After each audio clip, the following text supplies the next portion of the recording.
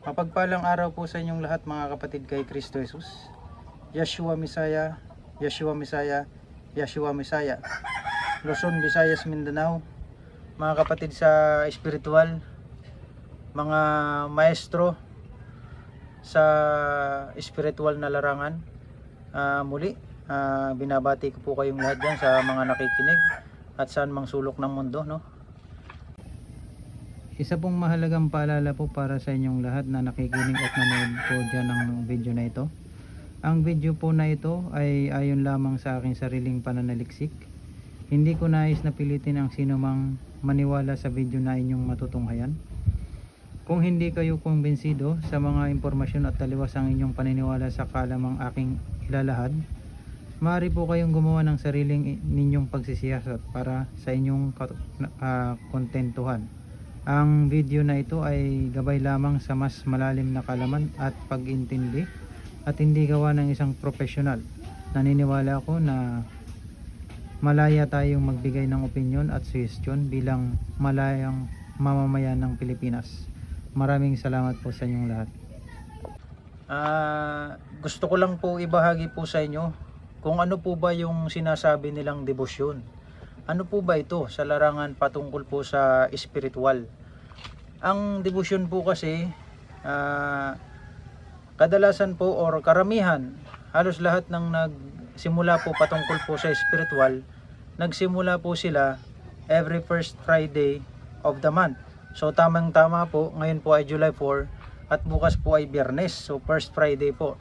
Tamang tama po ito sa pagsisimula po ng debosyon natin.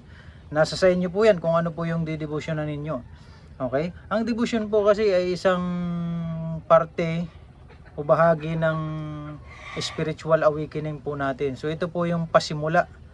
Pasimula po ito sa pagtahak ng sa larangan ng patungkol po sa spiritual, no? Ginagawa po yan 49 days po para sa mga kalalakihan at 48 days po para sa mga kababaihan. So wala pong wala pong agwat o araw-araw po kayong magdidebosyon, araw-araw po kayong mananalangin sa Diyos na dakila sa lahat at mabuti sa kaitasan. Araw-araw din po kayo, kung may kandila po kayo or may altar po kayo, pwede po kayong magsindi ng kandila natin. Alam naman po natin kung saan dapat nakaharap yung altar natin. Siyempre nakaharap po ito sa silanganan, kung saan sumisikat po ang araw. Yun po ang pinakamagandang magandang posisyon ng ating altar. So kung kayo po ay gagawa ng altar, make sure lang po na mas maganda kung ilalagay po natin ito sa silanganan. Okay? Kung saan sumisikat yung araw, doon po natin ito ilalagay. Okay? Ano-ano po ba yung mga dasal po patungkol po sa pagdedebosyon? Depende po kung alin po yung didebosyonan ninyo patungkol po sa spiritual, no? Meron po tayong tinatawag or kalimitan, halos lahat ng mga healer, mga albularyo, mga antingero, nagsisimula po sila or dinidebosyonan po nila is yung Saint Benedict. Kahit ako po, ganun din po yung una kong ginawa, no?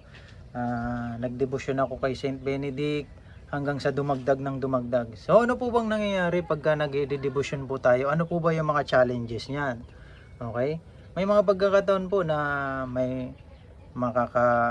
makakaamoy ka ng kung ano dyan sa paligid mo habang ginagawa mo ang pagdedebosyon, or may mga kung ano-ano kang maririnig na maliliit na boses kung nasa paligid mo. Okay? Lalong-lalo na kung ikaw po ay malapit sa gubat, no? Marami kang maririnig niyan, mga challenge. Every time na nananalangin ka, nagdedebosyon ka, mayroong mga istorbo. So dapat pag nagdedebosyon po tayo, alam naman natin na mayroong mga ganyan, dapat nakapokus po tayo, wag po tayong papalin lang, no? At wag po tayong hihinto, no? Kapag lalong-lalo na kapag dumarating yung point na may mga obstacles, may mga challenges sa atin, diyan po sinusubok po tayo niyan.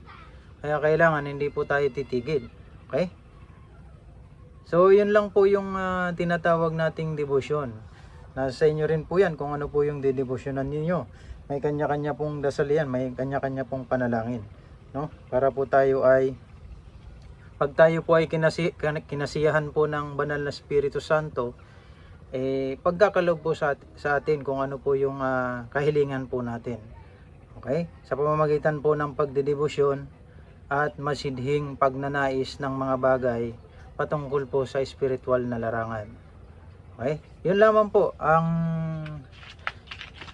at in addition po doon, ang syempre pagka magdedebosyon ka, may kandila ka, may altar ka, as much as possible po, mas better din po na mayroon kang nakaputi kang t-shirt, in short naka formal ka kasi haharap ka sa haharap ka sa Diyos na makapangyarihan sa lahat yung altar mo, yun yung magiging way, doon kayo magtatagpo, okay? Para doon kayo mag-uusap ng masinsinan, no? Yun po yung pinakamagandang practice para kasiyahan ka po ng banal na Espiritu ng Diyos. Okay? I hope, sana po na kuha nyo po yung ibig kong sabihin patungkol po sa tinatawag natin pong debosyon. At maraming salamat po. Yeshua Messiah, Yeshua Messiah, Yeshua Messiah.